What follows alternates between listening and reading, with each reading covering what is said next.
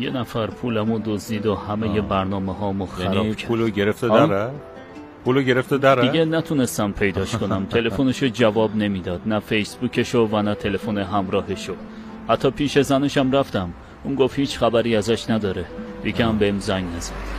به نظرم فرار کردنش یه حکمتی داشته. الحمدلله. یعنی شاید اینجوری بهتر شده. توی دریا. درسته. آره. خیلی تو این سفر درسته. همه چی خیره. الحمدلله. مقدر نبوده دیگه. درسته. تونسی‌ها میگن خیر در غیره. درسته. ماهیانه چقدر حقوق میگیری؟ توی تونس؟ آره.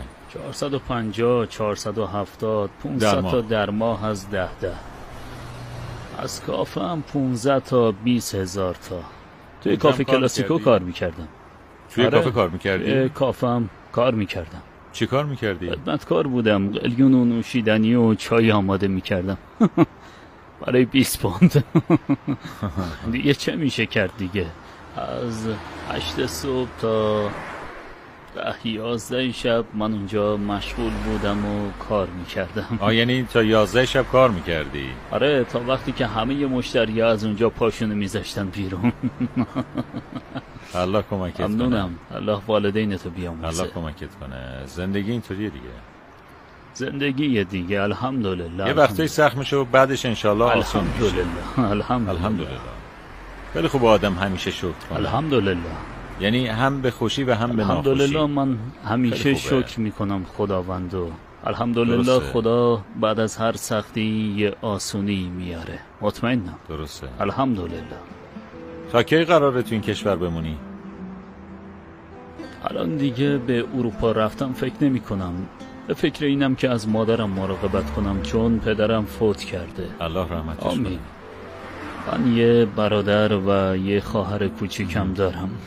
دارم کار میکنم که همه تلاشمو بکنم. الحمدلله.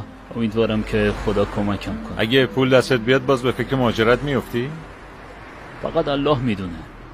به شرایط اقتصادی بستگی داره. اگه یه کار خوب پیدا کنم همینجا میمونم و کار میکنم، جایی نمیرم. مطمئنم که الله با اوناییه که خودشونو میشناسن و تلاش میکنن. مهاجرت ویزای قانونی میخواد. مهاجرت بهتره قانونی باشه. از قاچاقی رفتن بهتره.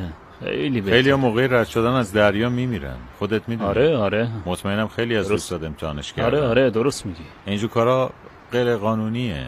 میرم وسط دریا نمیدونم چه اتفاقی قراره بیفته. بله. هیچی تقدیر خودشون نمیدونن. یعنی اگه بدون برنامه ریزی برن یا ندونن قراره چه کار کنن، توی خیابون میمونن و به گدایی میافتن. بله